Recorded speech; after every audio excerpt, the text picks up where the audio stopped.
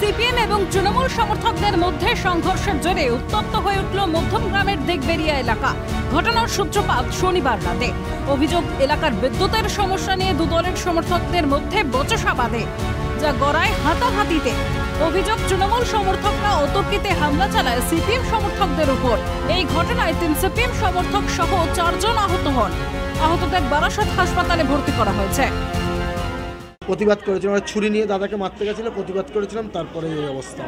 কতজন মিলে আপনাকে মারতে? 8 থেকে 10 জন। সবাই তৃণমূল সমর্থক? সবাই তৃণমূলই করে ওরা।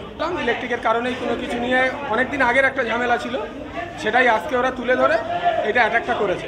প্রথম ইস্যু ছিল আমার দাদার উপরে, তারপরে আমার ভাই প্রতিবাদ করতে গেল বলে তাকে দিয়েই শুরুয়াতটা করেছে মারপিটের। ঘটনায় মধ্যমগ্রাম থানায় অভিযোগ দায়ের করা হয়েছে।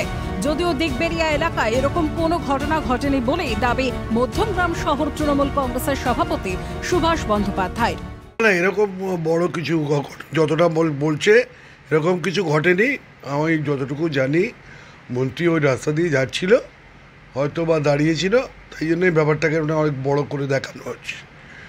এমন কিছু ঘটনা ঘটেনি ওখানে যেটার জন্য এত কিছু হতে পারে।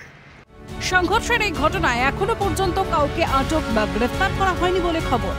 বিদ্যুৎ নিয়ে বিবাদের জেরে কেন এ ধরনের সংঘর্ষের ঘটনা ঘটবে? অভিযুক্তদের কেন গ্রেফতার করা হয়নি? প্রশাসন কোথায়? অপু শীলের রিপোর্ট, ক্যালকাটা নিউজ।